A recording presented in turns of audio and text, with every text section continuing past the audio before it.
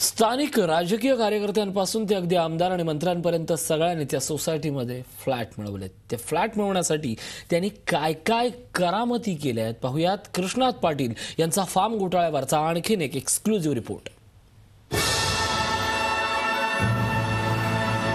Form सोसायटीमधील flat आणि दुकानगाळे बळकावण्यात जलसंपदा मंत्री शशिकांत शिंदे ही मागे राहिलेले नाही। त्यांच्या पत्नी वैशाली शिंदे आणि भाऊ रशिकांत शिंदे यांना फ्लॅट तर शशिकांत शिंदेंना एक दुकानगाळा देण्यात आला। माननीय मंत्री शशिकांतजी शिंदे साहेब यांच्या नावावर, त्यांच्या पत्नीच्या नावावरती, त्यांचे भाऊ यांच्या नावावरती सुद्धा इथे घर आहेत। शशिकांत शिंदेंनी घेतलेल्या दुकानगाळ्याच्या कथित घोटाळ्याची एक रंजक कथा आहे। 35 नंबरचा हा दुकानगाळा 2002-3च्या मिनिट्स बुकमध्ये मधुकर पिचड यांच्या नावे असल्याचं दिसतं।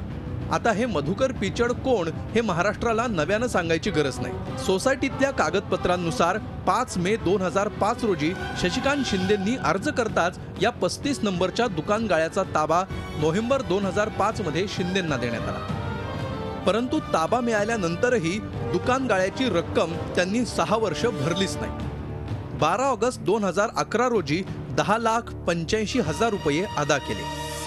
थकबाकी भरल्यानंतर दुसऱ्याच वर्षी म्हणजे सप्टेंबर 2012 मध्ये मनीष संगोई यांना कागदोपत्री 29,50,000 हा दुकानगाळा मंत्री महोदयांनी विकला। धक्कादायक बाब म्हणजे सिडकोनं शशिकांत शिंदेंना 22 जानेवारी 2014ला म्हणजे दुकानगाळा विकल्यानंतर 2 वर्षांनी सोसायटीचं ॲडिशनल मेंबरशिपचं पत्र दिलं।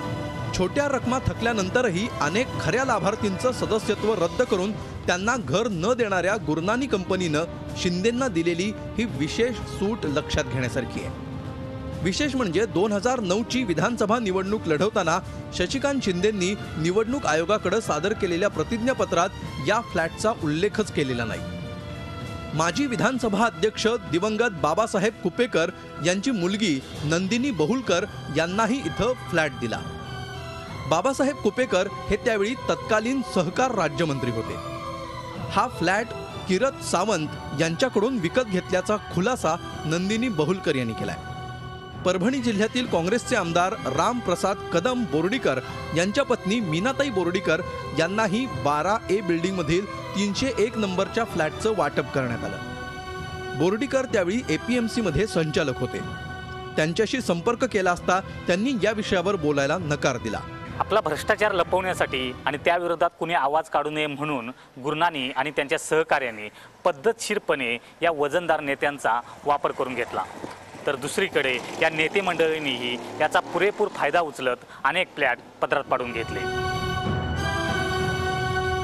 फ्लॅट वाटपाचा हा कथित घोटाळा उजेडात येऊ नये यासाठी राजकीय नेत्यांनाही फ्लॅट देण्यात आल्याचं बोललं जात आहे। Krishnat Patil, Zee media, Navi Mumbai.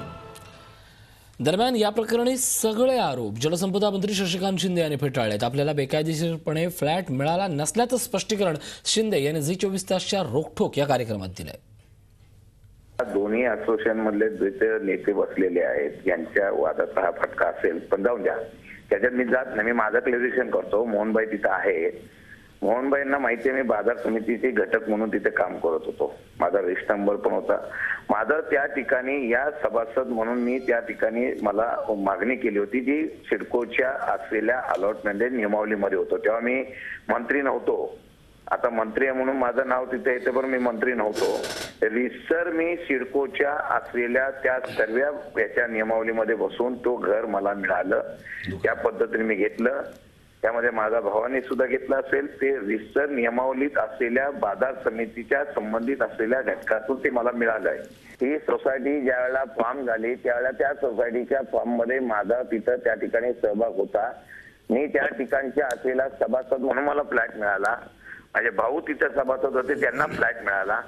फ्लॅटचं ते मला म्हणाले, आता सुद्धा मी सांगतो की मला ते दुकान अलाउड झालं माझ्या मत्तीच्या नावावर, पण ते दुकान माझ्या ताब्यात मिळालं नव्हतं। ज्या दिवशी ताब्यात मिळाले त्या दिवशी मी पैसे भरलेले आहेत आणि त्या दिवशीचं क्लिअरिफिकेशन केलेलं आहे।